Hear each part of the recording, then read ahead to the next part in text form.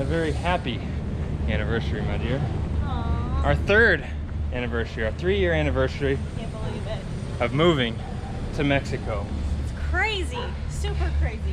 It's really unbelievable. We're obviously going to talk all about that today, our feelings, how much has changed, what hasn't changed, what led us to Mexico. But first, we want to tell you about today's sponsor of today's video, our patron of the day. Our patron is Jim Brock. Jim, we bumped into you not once, not twice, but thrice, 3 times here in Vallarta, and we truly appreciate your support. Week. Just in the last few days, and that just really goes to show, I don't know, Vallarta's just kind of a place like that. You see everybody all the time. Yeah, our videos are 100% community sponsored by our patrons. If you would like to become a sponsor of a video, head over to patreon.com/Kinetic. Why are we walking up this hill? Well, this here is the very hill we used to live on top of 3 years ago today that we moved into. And this is where it all started. you miss it? I miss the quads it gave us. Quadzilla, baby.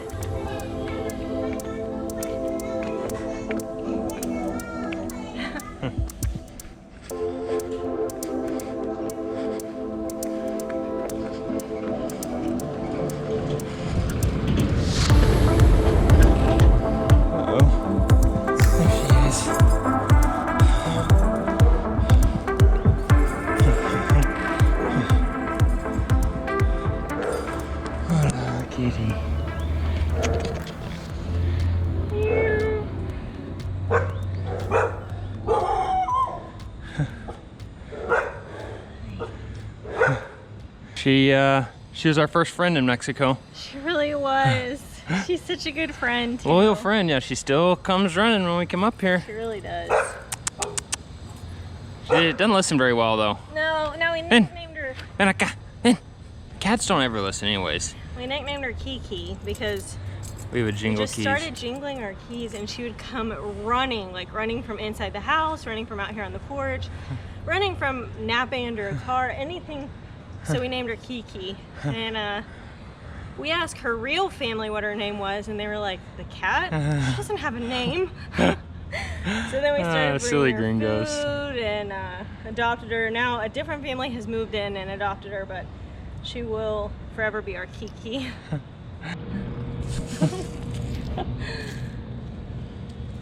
Aww. Come here. 3 years ago today. Still, it's just nuts. It's crazy. It really is. It feels so much longer. Like I barely remember this. I don't remember life before Mexico. No, for sure that's gone. Okay, so let's give people who don't know maybe the whole story, because we don't really talk about that much. So we came to Vallarta 3 years ago, like 3 years ago in a month, I guess. Yeah. And yeah, mid-July. Mid-July. I'd never been to Mexico before. Never really thought about Mexico. No.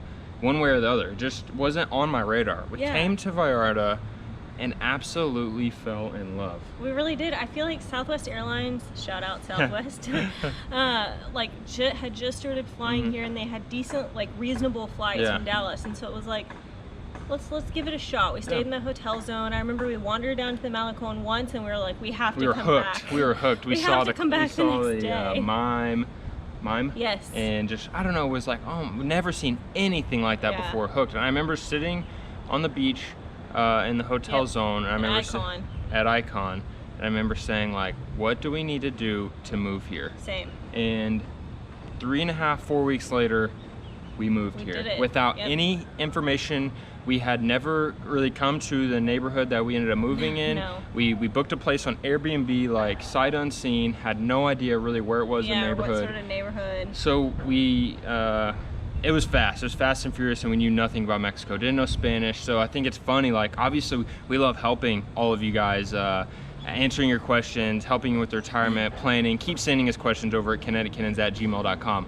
But like, we didn't know anything. We had no idea. And I can remember, still don't, but. like I can specifically remember, I think we had like gotten a van to bring us here because we had like 9 suitcases, because I brought way too much. high heels and jackets. Yeah, we brought jackets to Both Vallarta. of which never were Who brings worn. jackets? And I remember like meeting the Airbnb host here and sort of like looking off in the distance like, so is there a grocery store here? Or like, We did are there not. any restaurants? We Or, didn't like, know. Yeah, tell people about, like, because this is a pretty big hill and it's pretty far back in the neighborhood. Like, we're not really in a touristy section. So what did it feel like the first time in the cab or in the van coming up here? Like, what were our first impressions? I remember thinking like we had been to the water and had we seen the pier? I can't remember if we'd even No, gone we had this never far seen the down. pier. We had never gone to Playa But I Los remember Muertos. thinking like, okay, here's the water, and then we were turning further and further and further away from the water. And I remember thinking, well, on the Airbnb it said great location, close to things. But in my mind I was saying, this ain't close to anything. And we get all the way back here, and sure enough, I feel like this building has a beautiful balcony. And we're standing on the balcony, and like, I remember feeling excited and terrified and a little bit like, what did we just do? we just do? Yeah. Like, I recognize nothing. The buildings look different. I Yeah. can't understand a word of what anyone's saying outside. Like, wow, I hope we made the right decision. And like, Yeah. also not wanting to tell our parents how like intimidated we were, because Right. I didn't want them, I felt like they were already a little bit nervous of us moving abroad to any other country Yeah. other than the US. So I didn't want to worry our mamas any more than they were already worried. But inside, I feel like we both felt like, oh no. Like, Yeah. The funny thing is, I remember like the first week being hungry all the time because we didn't know where we were at. Yeah. We didn't know where restaurants were. We didn't know any Spanish. I just remember being hungry. and this 'Cause it was, hill like, is not for the faint. And this hill is crazy, but I remember thinking like not eating is easier than trying to figure this out right now. Yeah. Look, I mean, as you can see, amigos, we figured out the eating portion. Yeah, not still struggling with that. We have come a long way, and you guys have been with us every step of the way, which is crazy to think about.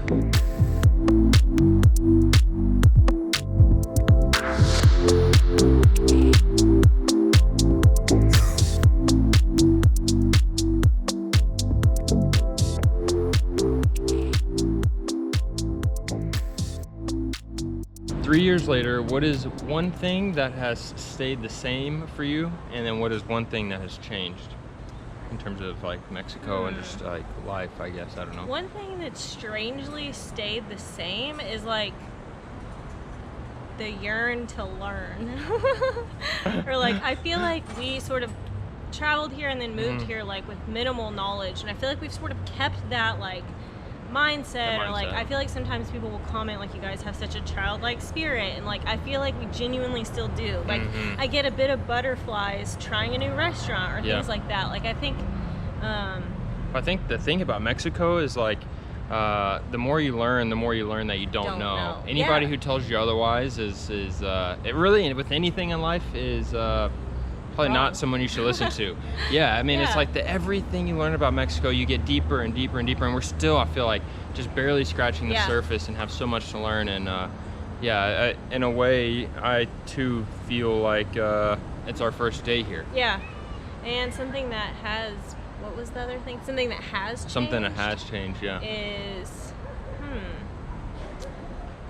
almost like, well, like Greg said, the first week we didn't like we didn't eat because we didn't know how. I feel like now, like, there's not an experience that we aren't up for trying, and I think a lot of that comes with like, we're more aware of the language and the customs and the culture and how to speak to people and how to sort of more how to like, we're more assimilated now than we were 3 years ago. And so I think now it's like exciting, something that's definitely changed is like, I don't know, every day I feel like there's not a place, a thing, a food that we wouldn't try in any corner of Mexico. Yeah, well, I think if you're willing to give Mexico a chance, and then if you're willing to get out of your comfort zone while doing that, like, Mexico will reward you just with its natural beauty and with the people and the food and I don't know, just the whole country. So it's, I feel like open yourself up to Mexico, take it one step further than just coming, and like, don't come and live in your own little gringo world bubble, you know, get out there and I remember the first time we came, I cried getting on the bus.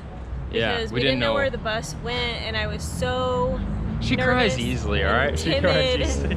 and like we couldn't really ask where to, like, I We feel didn't like know we how, ended up yeah. just getting off at Boca because everyone else was getting off. Yeah, So like we that's just got literally off what happened. We there. got on the orange bus. It We was just super took it till overwhelming. everybody got off, and then we kind of like followed this family. Yeah. And then we totally followed the family. we're like, I don't know, these people look real nice. Let's see where they're going. And then I don't know if, I'm assuming it must have been in English, but it was like, oh, well, we live here, so we're just going home. We're like, okay. Yeah, I'd forgotten about Adios. that. Adios, amigos. Yeah, but I feel like that, like that's like funny to think that. I mean, yeah, I cried, but it is funny to think how far we've come. Where now I feel like we've been on the strangest of buses. The strangest buses, some of the strangest of adventures, and Yeah. all the happier for it.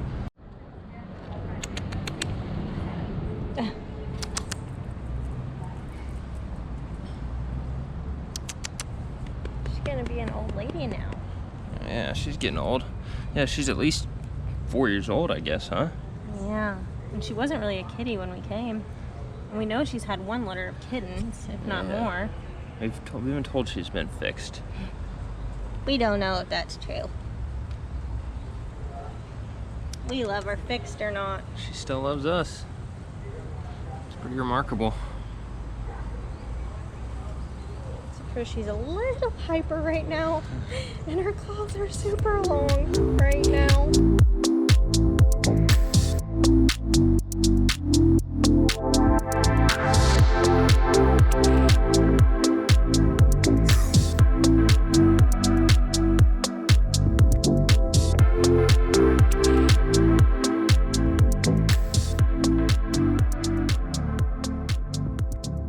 Now, after the 4th or 5th day of no eating, we got a recommendation to come down here to the market and try some of the food. They have little restaurancitos, Yeah. comida corrida type places. Yeah, inside. And I remember recognizing the word fajitas and thinking like, I got this Spanish, but they were mixed, pollo y res. Uh-huh. And so, go ahead, Greg, tell them about your first Spanish blunder.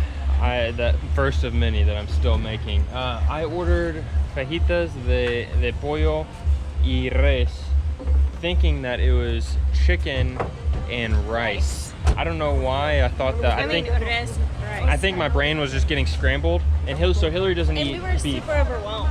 We were just super overwhelmed, and it was like we got it, and it was like, I mean, I'm not sending. I don't know what to say. Not like, sending it back. I messed it up. Like, I mean, I guess I think I probably ate the steak. So like after 4 or 5 days, I ended up eating a side of beans and rice. So just a funny story. Another something I thought about, and I always appreciate this every time we go. From our house, we're up on the hill where we just were. We could look down and see Taqueria Las Hueras. Yep. And we could kind of see the whole city. And we saw it down there. It's like, all right, we're gonna try that place. We call it the Red Taco Stand because it was we kind of still call it that with each other. And I feel like we had never been to a Mexican taco stand before in the States, anywhere. Super intimidating. We had no idea how to order what al pastor was. And it's really hot and steamy in there. So like as there's beautiful Mexicans looking nice and refreshed, Greg and I are in there with our sweat towels like, what do you guys have here? it was I don't know, it's just I feel like we've come so far to where now, you know, they're friends, we go there every day and they know our exact order, and you know, we're by no means experts, but when it comes to ordering a good set of tacos or quesadillas, I think we at least have that down by now. Yeah. So I don't know how much has actually changed, but our ordering skills have definitely We know how to improved.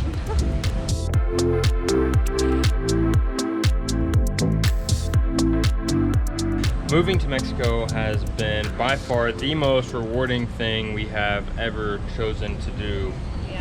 I don't know, in our lives. Definitely the craziest thing we've ever, I cannot believe that we really kind of took the leap of faith into Mexico that we did, but so unprepared.